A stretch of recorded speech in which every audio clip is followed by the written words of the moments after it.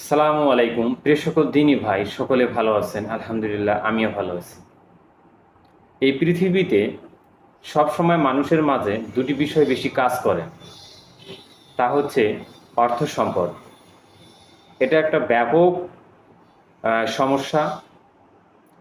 আর দ্বিতীয়ত যেটা হচ্ছে, এই অর্থ সম্পদ ইনকাম করার পরে সঠিক পথে ব্যয় না করার কারণে মানুষকে বিভ্রান্ত হতে হয় এবং তারা শেষমেশে নরকের রাজ্যে বসবাস করে। অর্থাৎ এই টাকা, এই অর্থ সম্পদ এবং এই নরকের রাজ্য তাদের দুইটোইকে আখিরাত থেকে দূরে সরে দেয়।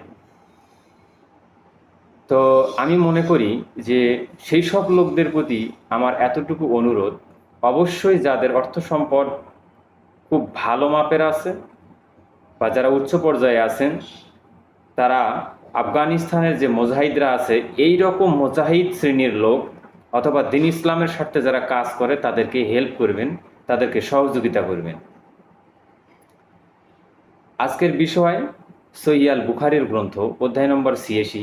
এখানে বলা হয়েছে যে যদি মানুষের অসুবিধা না হয় সেক্ষেত্রে রাস্তার মসজিদ নির্মাণ করা বৈধ হবে কিনা সে সম্পর্কে হাসান বাসরি এবং আইয়ুব ও মালিক রাহেমাউল্লাহ অনুরূপভাবে এখানে বর্ণনা করেছেন যে উরওয়া বিন জুবায়ের রাদিয়াল্লাহু আনহু থেকে বর্ণিত যে আল্লাহ রাসূল সাল্লাল্লাহু আলাইহি সাল্লাম বলেছেন, তার সহধর্মিণী আয়েশা রাদিয়াল্লাহু আনহা থেকে বর্ণিত, তিনি বলেন যে আমার জানা মতে আমি আমার মাতা পিতাকে সবসময় দিনের অনুসরণ করতে দেখেছি, আর আমাদের এমন কোনো দিন যায়নি যে আল্লাহ রাসূল সাল্লাল্লাহু আলাইহি সাল্লামের দিনের উভয় প্রান্তের সকাল সন্ধ্যা আমাদের নিকট আসেনি।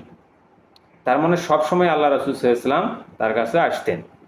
অতঃপর আবু বকর এর মসজিদ নির্মাণের প্রয়োজন দেখা দিল, তিনি তার ঘরের আঙ্গিনায় একটি মসজিদ তৈরি করলেন। তিনি এতে সালাত আদায় করতেন ও কোরআন তেলাওয়াত করতেন।